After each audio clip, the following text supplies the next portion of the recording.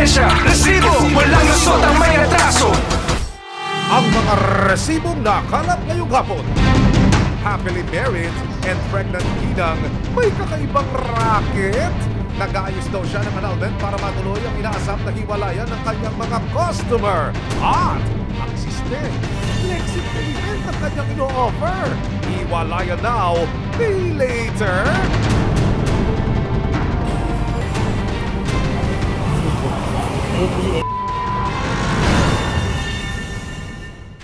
Dalawang dalagitang edad 13 at 14 years old nakipag-meet up sa mga chatmate pero ang friendly date naawi di umano sa pang-abuso ng hindi lang isang lalaki kundi tatlo. Pasok na kayo, pasok.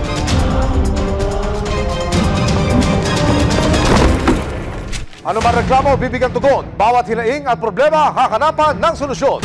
Ito ang bago ninyo sandigan, hindi palalampasin ang mga tiwali at maling gawin. Dito, walang ligtas sa kabusado at lalong walang lusot ang may atraso. Dahil ang lahat, hahanapan natin ang resibo. Magandang hapon, ako po si Emil Sumangil.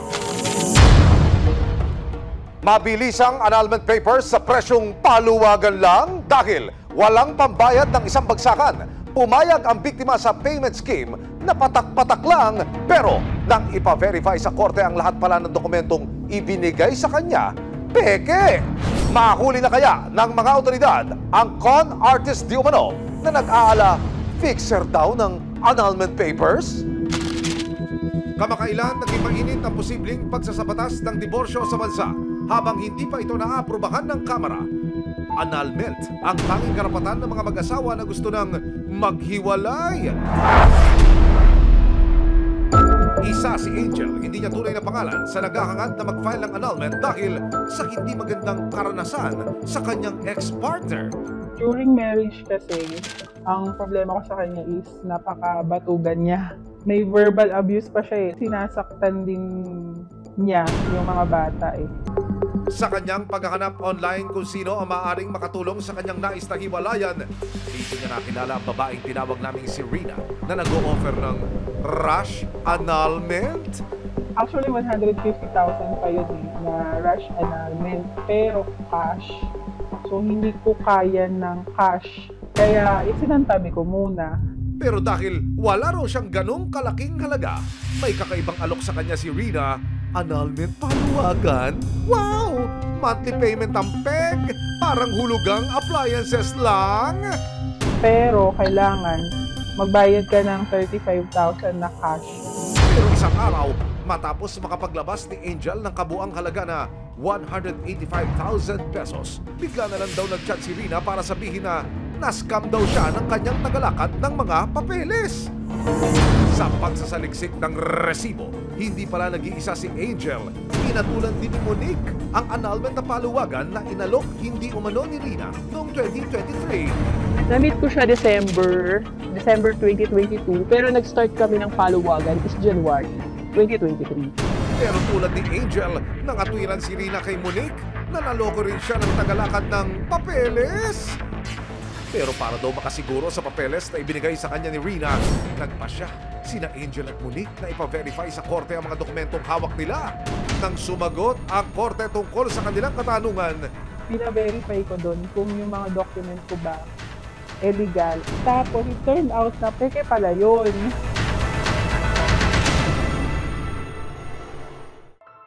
susunod! Plano sana na makapagsimula kami ng mga bata ng fresh start. Parang nagsisimula ka ulit. Abangan mamaya! Dito ho, sinasabi ng bata na dinala siya ng suspect. Ang binabanggit ho ng bata, iniyak-iyak siya eh. Napakasukal ho. May aksyon, may ebidensya, resibo, walang lusot ang may atraso.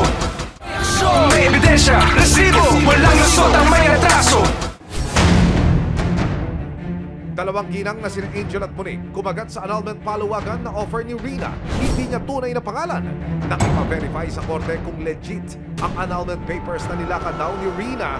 Kumpirmado ang mga papeles na ibinigay sa kanila ni Emeline. Eke at walang bisa. nung time na na-scam kami, parang na-disappoint ako kasi syempre, malaking pera yun eh. Tsaka yung, alam mo yung length ng hinintay namin, nakala namin anal na, which is hindi pa pala. Yung mga plano sana na makapagsimula kami ng mga bata ng fresh start.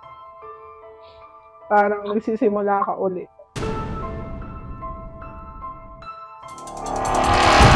Isinangguni na nila sa Criminal Investigation and Detection Group ng Bulacan Provincial Field Unit o CIDG Bulacan PFU ang modus di umano ni Rina.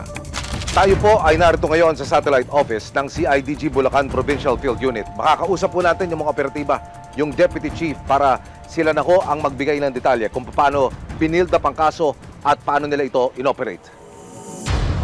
Nung matanggap niyo ho itong sumbong na ito, Deputy, paano niyo ho validate yung impormasyon? Sir, siyempre, kailangan nung dumating to, ipa-validate namin kung totoo nga talaga itong ano. Naglabas sila sa akin ng mga resibo, then yung ibang dokumento, pina-verify natin sa RTC Manila at saka RTC Pasig na fictitious yung binigay ng mga dokumento. Sa investigasyon, lumalabas na nag-o-offer din daw pala si Rina ng Sharia divorce na paraan ng hiwalayan sa Islam. Ang catch, kailangan daw munang mag-convert ang client sa reliyong Islam para ma-avail ito. Paano niyo in-engage yung suspect kung malaman niyo yung kanyang motive po?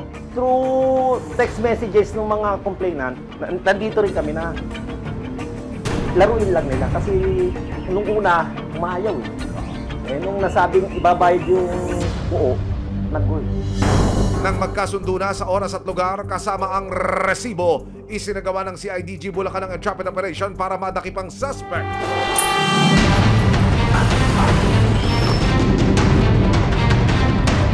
Ang game plan kasama ang isang police agent.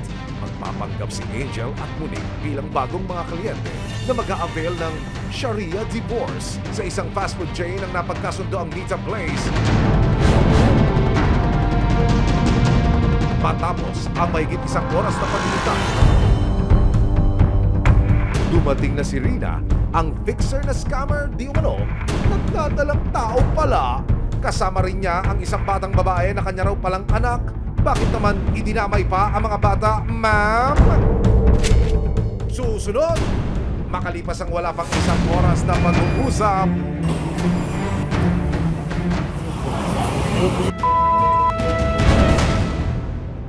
yung time po na nangyari yun, parang hindi po ako makatulog na maayos. Parang umuulit-ulit po sa isipan ko po nun. Tapos po, hindi na po ako sanay nun na matulog po nang ako lang po mag-isa.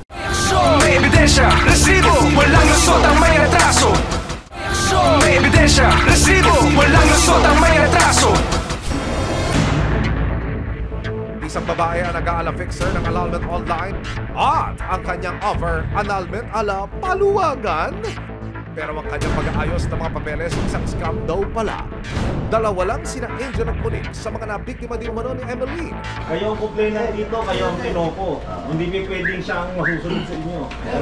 Matapos na manghingi ng tulong ni Monique at Angel sa CIDG Bulacan PFU, June 11, 2024. Kasama ang resibo, isinagawa ang isang entrapment operation para mahuli ang itinuturong annulment scammer. Makalipas ang wala pang isang oras na pag-uusap, nagkaabutan na ng down payment na nagkakalagang 41,000 pesos. Nanay ko po, bawal ang pag-fixer at lalong bawal po ang pambeke ng mga papeles.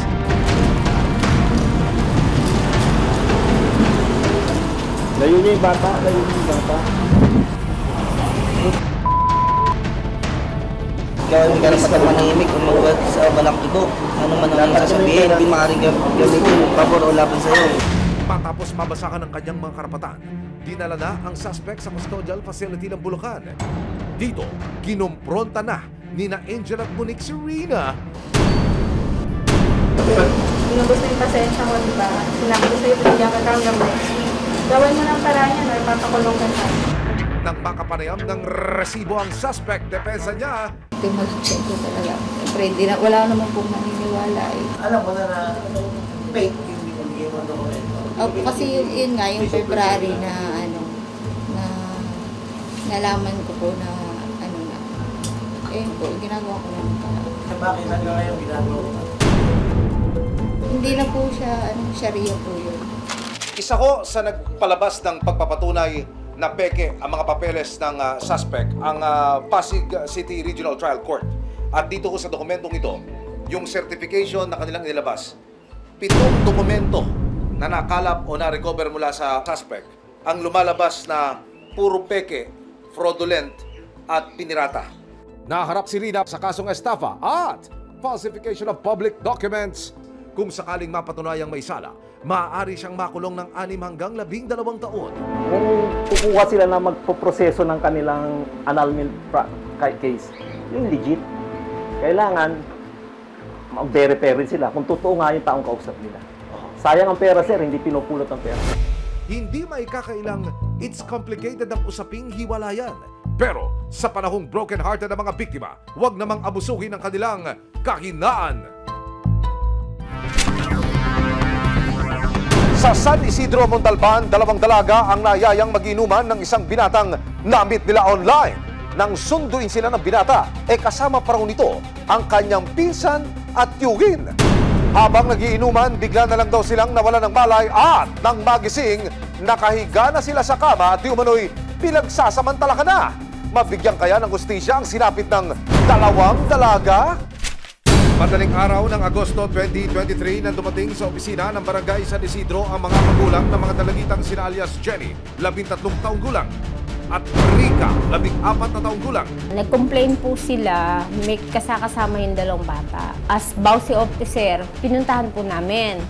Sumbong ng magkaibigan, Nicolestia raw sila nang magyuhin na sina Wilfredo Bainosa, 55 taong gulang, at Nico, hindi niya tunay na pangalan.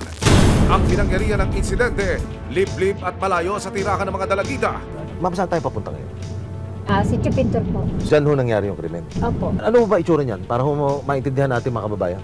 Yan po yung tambakan ng basura dito. Tinatawag namin landfill. Tambakan ng basura, landfill. Allegedly, sabi ng bata, diyan ho siya dinala. Opo. May mga kabahayan po dyan. Humigit kumulang kalahating oras mula ako sa sentro ng Montalban.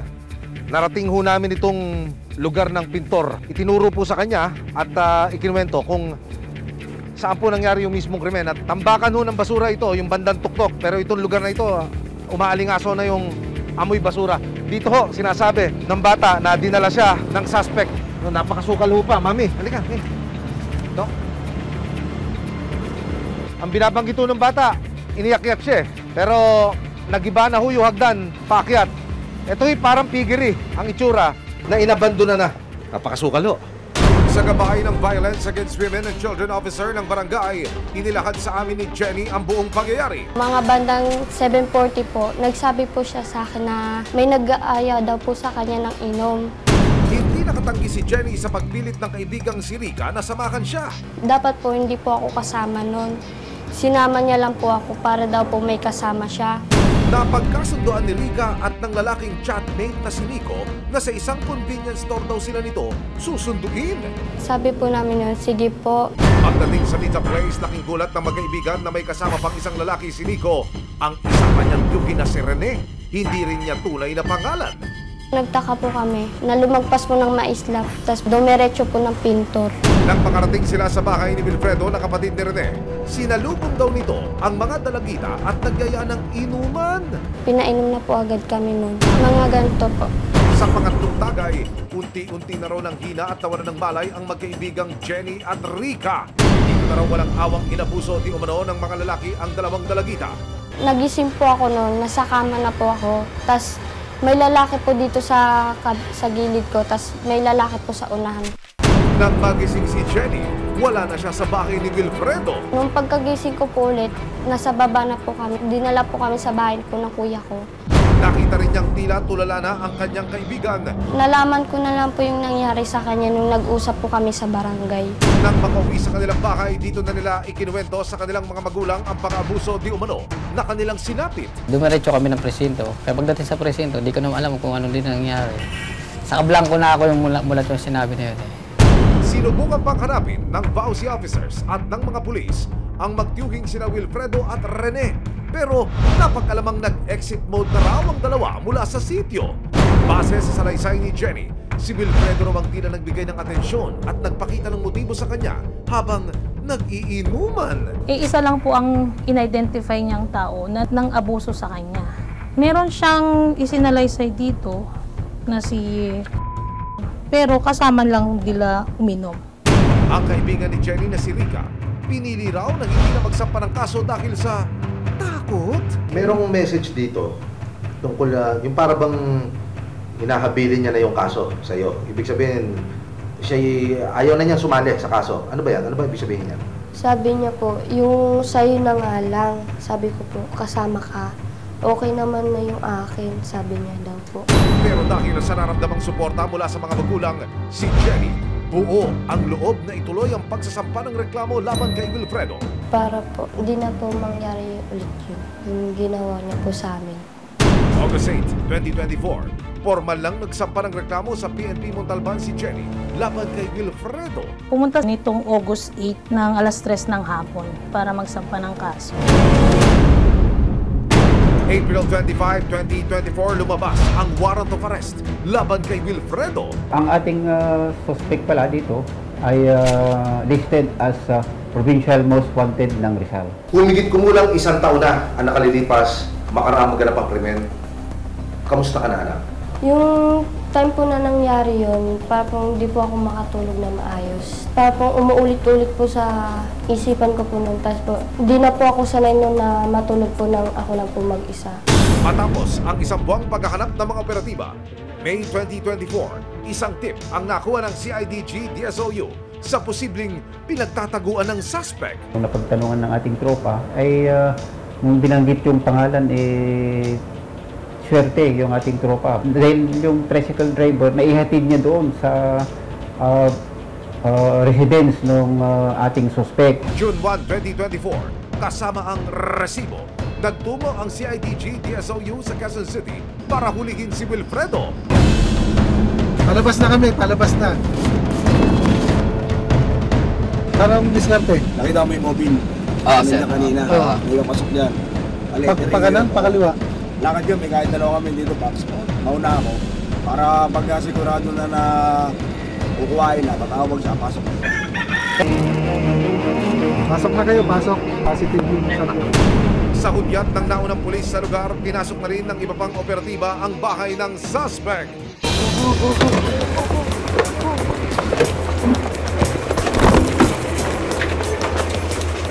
Ano yung kaso mo? Ano yung kaso mo? Ha? Sa Rizal? Ha? Ano po yan, sir? Mga taga CIDG Camp Crame, DSOU kami, narito kami upang arestuhin ka sa bisa ng warrant of arrest. Gawin mo karapatang manahimik o magsawa ng kibo. Nakapanayam ng resibo ang 55 anyos na suspect, pero ayon sa kanya, nadamay lang daw siya sa insidente. Tulungan ko daw sila yun, tinulungan ko, hinatid ko sila sa bahay nila. Kumaalam na nagkaganyan yan. Sa huli, kinatigan ng Rodriguez Municipal Police ang salaysay ng menor de edad na biktima. Sakaling mapatunayang nagkasala si Wilfredo, makaharap siya sa 12 taon hanggang 40 taon na pagkakakulong. Sakaling magpasya si Jenny na magsampa ng kaso laban sa kapatid ni Wilfredo na si Rene at kanilang pamangkin na si Nico, tutulungan pa rin daw siya ng Montalban Police. Pwede naman po mamasampa ng kaso kung ito ay babanggitin at sasabihin na siya ay talagang involved doon sa pangyayari. Kapag minor ang victim, mas mataas yung penalty. Kagaya dito, minimum 12 years yung penalty. Lalo na pag minor, dapat mag-ingat tayo pag minor kasi hindi natin alam yung trauma na nagagawa natin sa kanila. Sa pagkakakulong ni Wilfredo, gumaan daw kahit papaano ang loob ni Jenny at kanyang mga magulang. Umaasa ang kanyang ama na ito na ang simula ng patuloy na paghilom ng kanyang anak mula sa madilim na karanasan. Kailangan talaga magkaroon ng hustisya. Kung hindi mo rin i-ano ang hustisya, gagawin pa ng lalaki doon sa iba.